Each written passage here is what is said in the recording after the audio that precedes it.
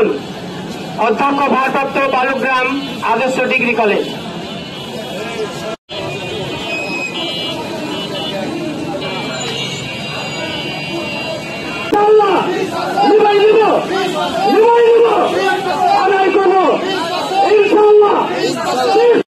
মন্ডলী সম্মানিত উপস্থিতি, সম্মানিত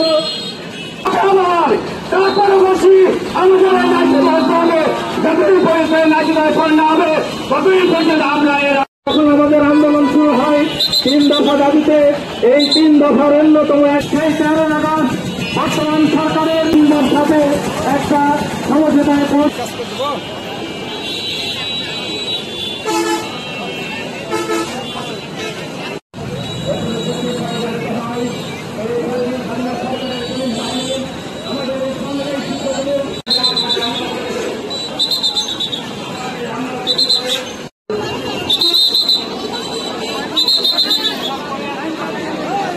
শিক্ষক মন্ডলী, আপনারা পিছনে দাঁড়িয়ে না থেকে আপনারা লাইনবদ্ধ হয়ে যান।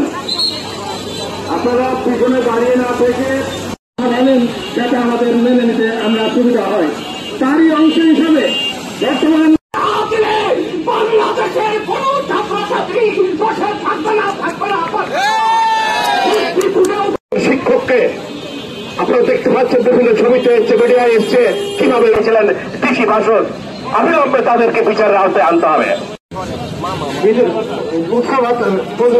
চিকিৎসা ভাতা এবং কর্মচারীর জন্য 75%। শিক্ষকরা হচ্ছে মানুষ গড়া কারিগর। সেই শিক্ষকদের যদি পুলিশ পল্টন যেভাবে অত্যাচার করেছে, এটা আমি তীব্র নিন্দা জানাচ্ছি। একজন চোরকে যেভাবে মারা হয়, পুলিশ